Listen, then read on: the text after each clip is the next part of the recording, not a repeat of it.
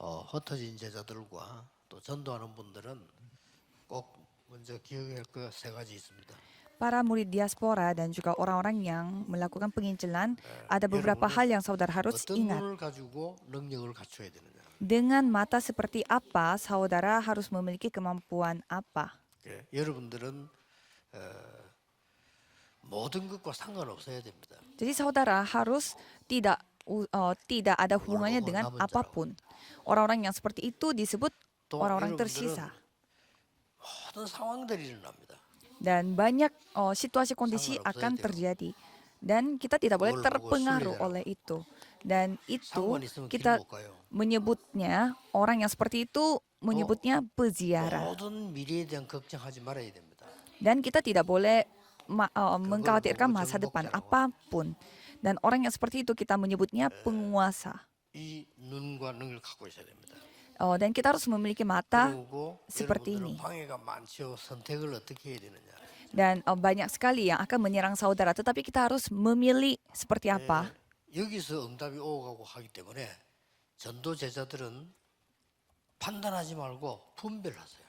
Jadi dalam memilih sesuatu, itu yang akan menentukan jawaban itu datang atau tidak. Jadi saudara harus dapat membedakan secara rohani. 판단하라는 말이 없어요. Kalau di Alkitab tidak memakai kata menghakimi, menilai, tetapi 그래서 항상 membedakan. 세 가지 하세요. 여러분들은 Jadi saudara harus melakukan 3 hal, 사도행전 13장 1절에 4절 항상 하세요. yaitu Kisah Para Rasul 13 ayat 1 sampai 답 4. 오든 안 오든 상관없이 하셔야 됩니다. Jadi jawabannya datang atau tidak datang, lakukanlah itu 성령의 senantiasa, 인도란 말이 나와요. yaitu pimpinan Roh 그래서 Kudus. 답부터 먼저 얻는 거죠. Jadi kita menerima jawaban terlebih dahulu. 항상 하세요. 전환점입니다. Dan Kisah Para Rasul 16 ayat 6 sampai 10 itu adalah titik pembalikan. Titik di mana dapat mengubah segalanya. Dan 19 ayat 1 sampai 7. Kemampuan yang terjadi pada gereja mula-mula. Persis saudara bisa dapatkan. 도전하는 작품을 만드는데 뭘로가 만들면 좋냐? Dan saudara harus membuat karya yang dapat menantang diri tapi dengan 여러분에게 꼭 apa? 맞는 전도를 가지고 와요. Yaitu dengan penginjilan yang cocok dengan saudara. 반드시 나에게 맞는 전도를 찾아야 됩니다. Saudara harus mencari penginjilan yang 바울은 pas buat 당시에 saudara. 맞는 전도를 찾아냈죠. Kalau Daud menemukan penginjilan yang cocok untuk 그래서 dia. 무속인, 점술, 병든자 이렇게 찾아갔습니다. Jadi orang dukun paranormal, orang yang sakit secara 어디로 갔냐면은 fisik, 회당, seperti ini yang dia telah temukan.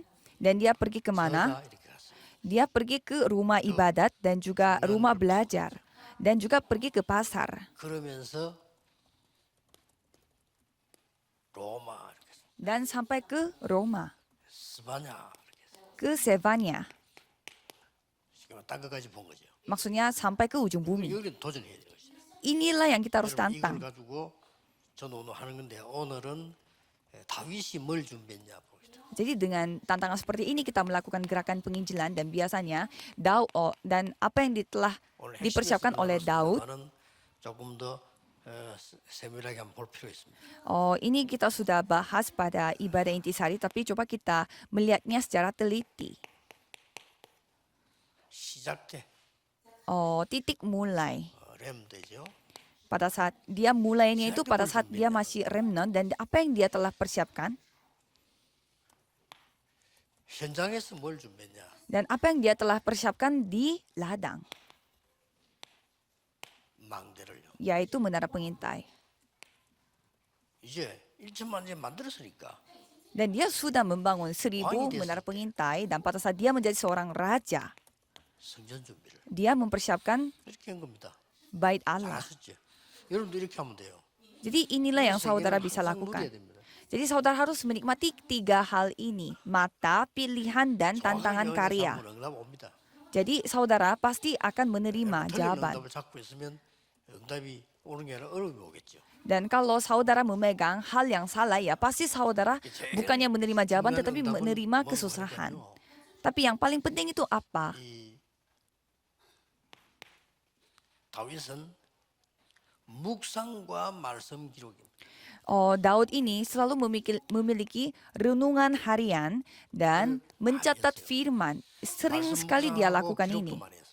Dan dia merenungkan firman Tuhan dan juga mencatat firman. Kan kita bisa melihat dari kitab Mazmur. 기도 속에서 공부한 거예요. Dan dia belajar dalam doa, yaitu hikmat. 달란트와 미래 준비. Dan juga dia mempersiapkan talenta, yaitu mempersiapkan masa depan. Dia sudah memiliki 3 hal ini, yaitu doa. 그리고 이제 그래서 흩어진 자 여러분도 순례에서 전도하는 사람들 항상 이 축복을. Jadi murid-murid yang diaspora harus selalu menikmati berkat-berkat ini. 이유가 있으면 안 돼. 이유 없어야 돼요. Tidak boleh ada alasan tertentu, tidak boleh ada alasan, yaitu orang tersisa, 순례자, 정복자. peziarah, 왜 penguasa. 이유가 없어야 됩니까? Mengapa kita tidak boleh ada alasan? Ya karena kita harus melihat yang benaran.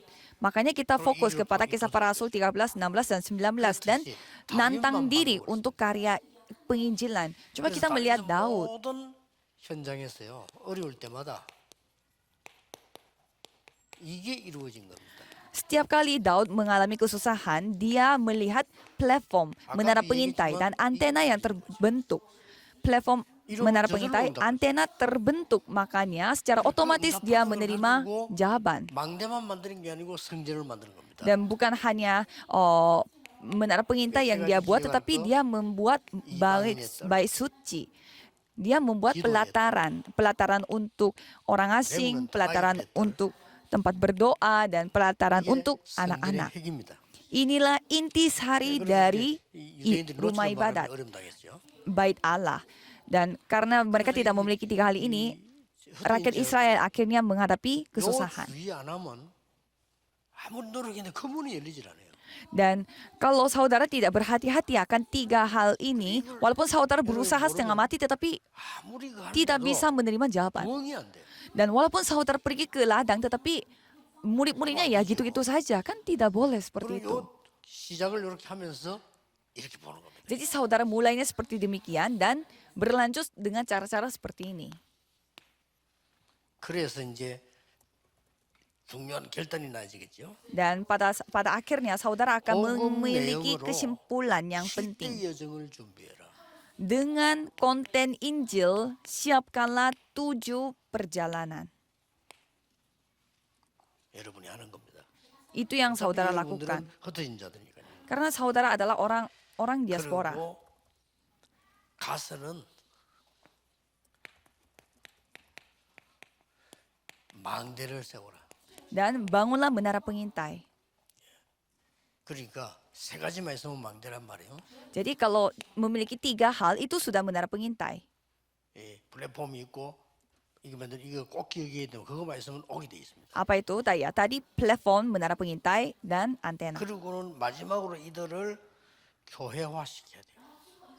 Jadi harus menjadikan mereka itu benar-benar datang ke gereja dengan sendirinya.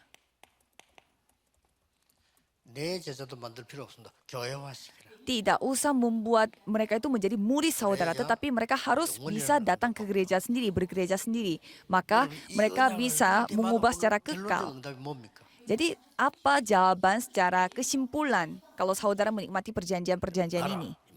Kerajaan Tuhan akan datang kepada saudara. 가장 중요한 응답. Ini hal yang paling penting. 예수님이 마지막으로 말씀하셨고 처음에 말씀하셨고. Inilah yang terakhir Tuhan berfirman dan juga Tuhan berfirman pada awalnya. Kalau saudara menerima jawaban itu, serahkanlah semua hal waktu Tuhan. Semua hal terhadap waktu Tuhan. Saya memberkati saudara sekalian supaya saudara bisa menerima kemampuan untuk melakukan hal ini. Mari kita berdoa. Tuhan, terima kasih. Terima kasih karena telah memberi jawaban ini kepada kami. Dan terima kasih karena telah memberi perjanjian yang mendatangkan kerajaan Tuhan.